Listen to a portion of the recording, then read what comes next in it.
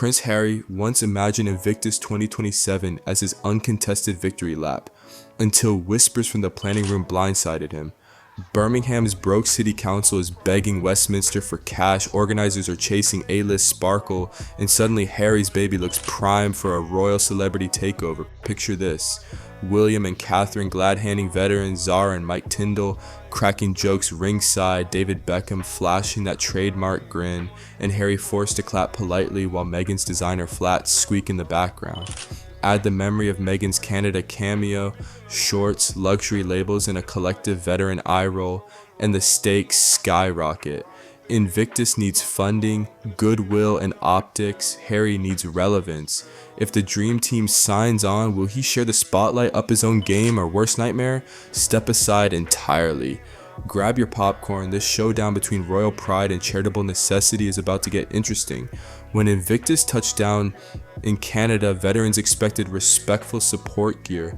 Think polo shirts and team colors. Instead, Meghan swept in wearing head-to-toe designer, ripped jeans, and flats that looked more catwalk than trackside.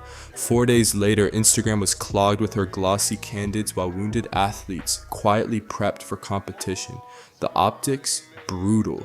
Volunteers muttered that her integral role felt more Vogue shoot than charitable mission, and coverage fixated on price tags rather than personal bests.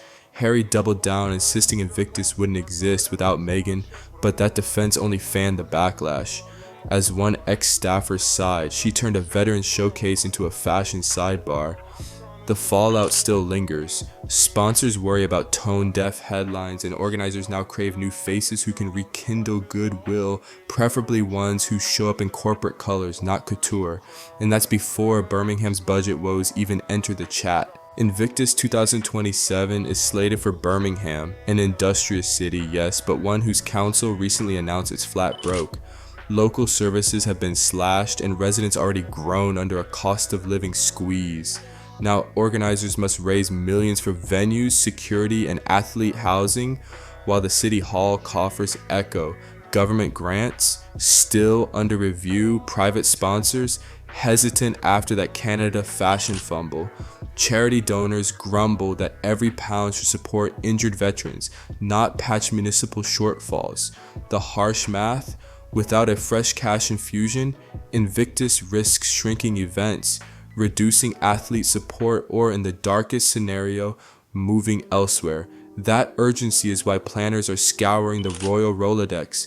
Marquee names, equal ticket sales, corporate partners, and headlines about sport rather than spending cuts.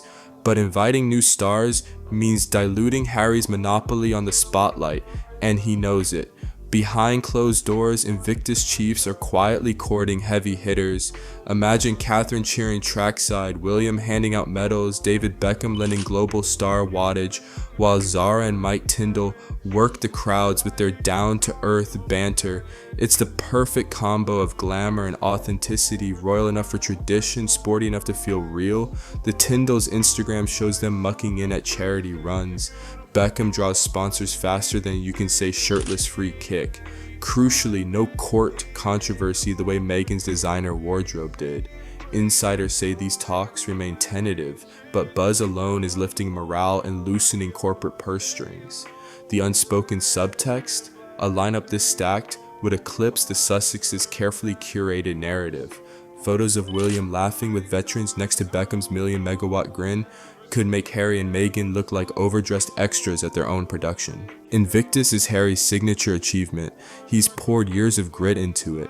Yet with Birmingham's funding hole and public goodwill wobbling, the games might thrive only if bigger names shoulder some of the load. Harry faces three stark options. 1. Fight to keep Meghan front and center, hoping sponsors forget the Canada couture backlash. 2. Share the stage gracefully, letting William, Catherine, and the Tindalls boost media attention and fundraising. 3. The unthinkable: step back entirely, becoming a behind-the-scenes patron while others front the cameras. Sources say he's bristling at the notion of his baby being co-parented, but veterans need resources, not royal turf wars.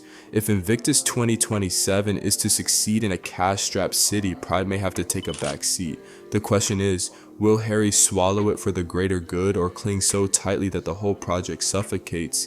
Invictus began as Harry's post-military mission to honor wounded warriors. Now it's a litmus test for his willingness to put ego aside. Birmingham needs funds, veterans deserve focus, and organizers are betting that a royal celebrity super squad can deliver both. Whether Harry cooperates, competes, or retreats will define not only the 2027 games, but also his reputation as a leader who serves or a prince who sulks. Which path would you take?